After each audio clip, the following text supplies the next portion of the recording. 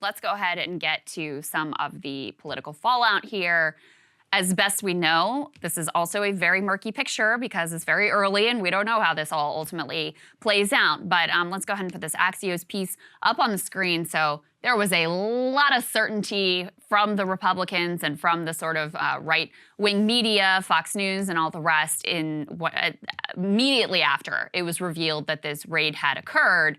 And then as some of the details started to come out, the response started to be a little bit less certain. So they say here cracks emerge in GOP's Mar-a-Lago response. And you still have plenty of Republicans, Elise Stefanik, who are all in, calling the search a complete abuse, suggesting that this is all directly because Trump is Joe Biden's most likely political opponent in 2024. People bringing up, Hunter Biden and Hillary Clinton and all kinds of other things, right? But you do have some who are calling for taking a little bit more of a cautious approach. I thought this one was kind of funny. So you have this one Representative Brian Fitzpatrick of Pennsylvania, who's actually a former FBI agent. He says that it is incumbent upon everybody to act in a way that's becoming of the office they hold. That is not casting judgment on anything until you know all the facts. He said his call for transparency about the search is grounded in a desire to restore the FBI's credibility. Quote, "There's nothing I want more than the American public to love the FBI, Saagar." Yeah. Oh, wow. I want something else. You also had this congressman, Republican from Utah, Chris Stewart, who told Politico, quote, "I mean, if he had actual special access programs, do you know how extraordinarily sensitive that is? If that were actually at his residence, that would be a problem." You also saw in some of the response, so immediately after this happened, the House Freedom Caucus, which is, super pro-Trump, they were ready to go out and give a presser at 9 a.m. And let's go ahead and put this up on the screen. This is from my tweet. You had this little detail in one of the New York Times stories that was quite interesting to me that said some senior Republicans have been warned by allies of Mr. Trump not to continue to be aggressive in criticizing the Justice Department and the FBI over the matter because it's possible more damaging information related to the search will become public. And then lo and behold, the very next day, the Republican House Freedom Caucus's press conference, where they were certainly going to go all in on the deep state, witch hunt, et cetera, was canceled. And instead, they had Republicans who sit on the House Intel Committee give a press conference that was a little bit more muted in tone than what you were likely to get from the House Freedom Caucus. And sure enough, after that is when we got more of the information about what types of documents may have been seized from his I think house. everybody's in the same game we are. It's wait and see. Nobody knows. I mean, we don't know what was even taken. The stuff takes a while. The warrant is probably the most definitive thing we're going to get out of this in a long time. Right? Yeah. Because the other thing, and from what I've read, the actual affidavit which was submitted to the court, that has all of the incriminating evidence, all of the actual justification for the search. The warrant, we had talked about this, but frankly, didn't tell us all that much. Yes, it cited the correct laws, the laws under which they were looking, and it gave us the inventory of what they were seeking. Also, we have a little bit about what was seized, but we don't know the actual impetus for the search outside of what's been leaked, which is what makes it so frustrating. Yeah. Honestly. I mean, and also in terms of political response, how can you calibrate based on that? You have no idea. Yeah, but it is noteworthy that when the info first came out about the raid, they didn't have any qualms about waiting for, let's wait and see what comes out of this. They were all in, and it was a uniform message that whole evening, all the tweets that went out. We covered how every single Trump 2024 potential competitor, Pence and DeSantis and Pompeo and all the rest were singing the same tune. And then as they started to get, I guess, these warnings from Trump allies, and also more of the information came out in the press about, oh, this was related to special access programs, and there may have been nuclear information involved, and whatever.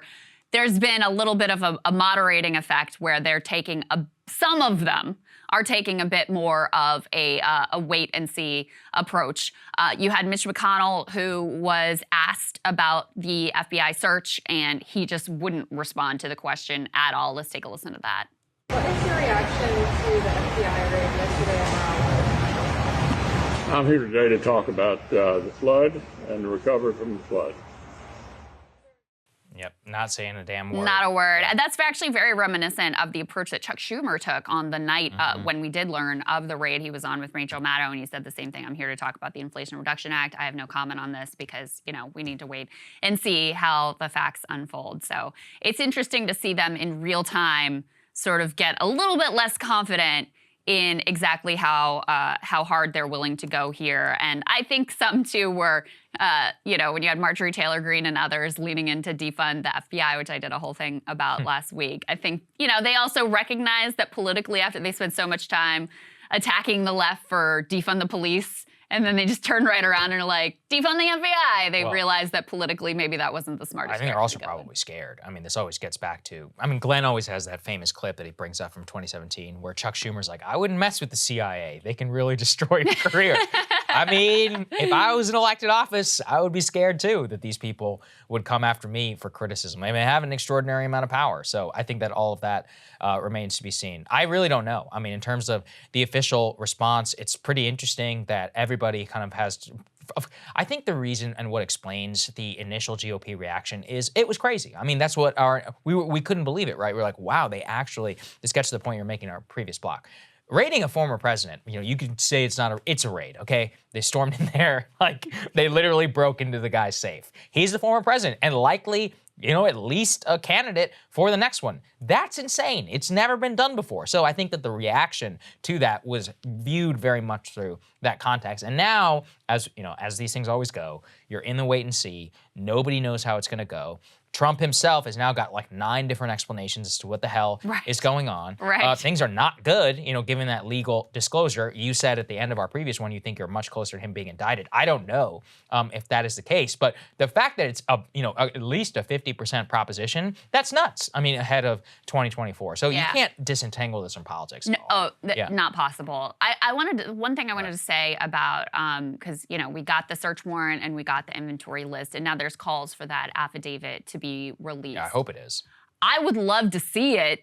I don't know that it would be fair to Trump if you release it, because it's true. If they ever want to try him in court, then you end up basically trying him in the court of public opinion versus, if you are going to go through a legal process, or if you're not going to go through a legal process and you're not going to ultimately indict him. I'm not sure it's fair to have that full affidavit out that will have a lot of suggestive material, which has not been, fully vetted down in a court of law. So I don't think that he would necessarily want to have that affidavit released. And I think it's highly unlikely that it is going to be released. And, part of why this happened now, we suspect, is because we were right outside that 90 days before the election window.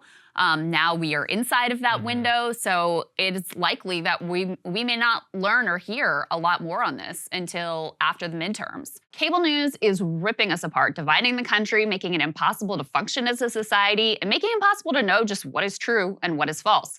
But the good news is they are failing and they know it. That is why we're building something new, a new mainstream, a healthier one, something more trustworthy, something that we are going to need in one of the most pivotal times in American history. We are building up here for the midterms, for the upcoming presidential election, but we need your help. So if you can help us out by becoming a premium member today at breakingpoints.com, we're trying to change America for the better and the entire world. So what are you waiting for, guys? Go to breakingpoints.com and sign up and help us build a new mainstream.